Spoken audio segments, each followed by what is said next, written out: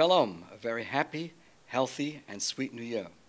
So the story is told about a rabbi, a cantor, and a synagogue president who were captured by cannibals.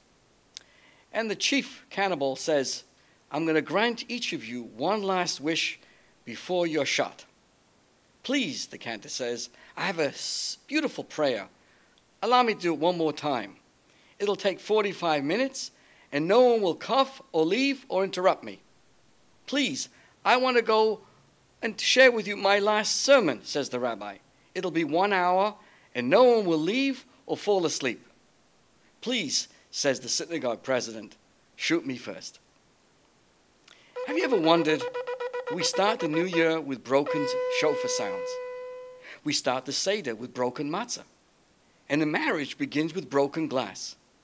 Brokenness appears in such significant places in Judaism. We sound the shofar with the broken notes of shvarim. The Hebrew root for this word shever means broken. We begin the Seder breaking a whole piece of matzah. When the bride and the groom stand under the wedding canopy, a glass is shattered into pieces. By the way, that's the last time the groom puts his foot down. These important symbolic rituals represent shattered and broken events in both our personal and communal lives. On Rosh Hashanah, our repentant spirit of a yearning and remorseful person is symbolized by the broken sounds of the shofar. Breaking the matzah represents the broken life of a slave as we now celebrate the freedom of Passover. And the breaking of glass at the marriage represents a world that is still incomplete without the presence of the Holy Temple in Jerusalem. Now, if you look a little deeper on why we begin a Rosh Hashanah, a Passover Seder, and a marriage in such a matter, is to help us understand that we should do all we can and deal with the broken pieces of life. Little background.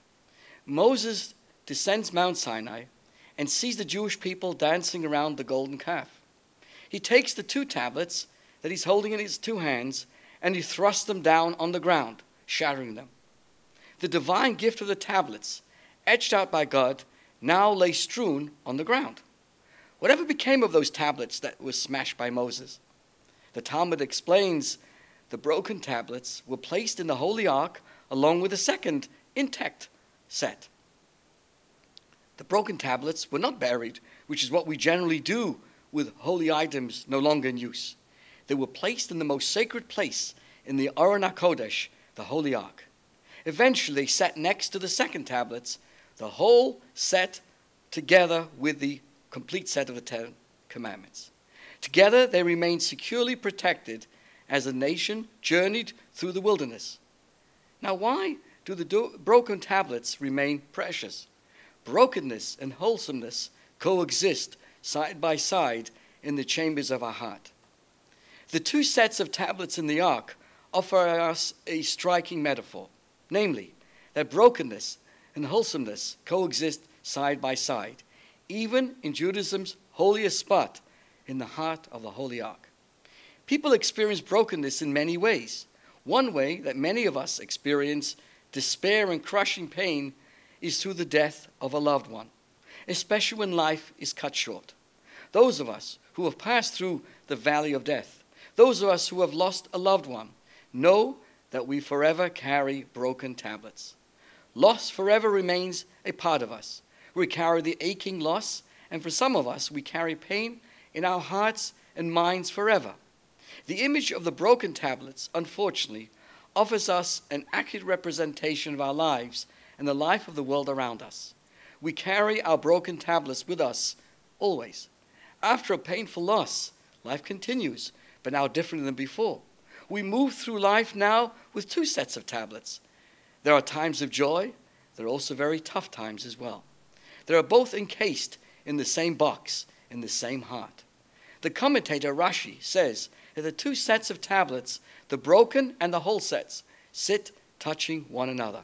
The most important thing we can do as friends, as family, as a community, is surround the bereaved with warmth and love, not pity. We need to show that we care, not only in the weeks and months following the loss, but continuously, even years later. We can help mend fractured hearts when we stay sensitive to those that need our empathy and our support. This is how we help bring about wholesomeness to a world with so many broken shards.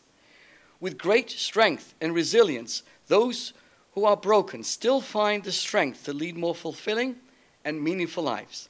Many people have admirably found the faith and the willpower from within, with the support of those around them, to accomplish and create great things.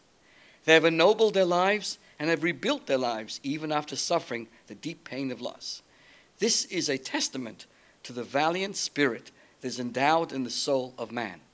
God cradles the broken tablets side by side with the whole ones in the holiest places in our tradition.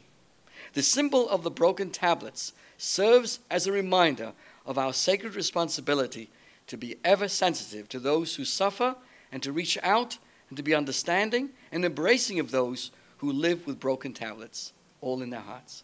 Moses picked up each precious piece of the tablets. He collected every shard, and he lovingly placed every piece in the holy ark, to conveying a message to us that guides the Jewish heart for all times. So as we begin Rosh Hashanah, the new year, we blow the shofar with broken sounds to be ever aware of the broken hearts around us and to resolve to be more caring of those less fortunate.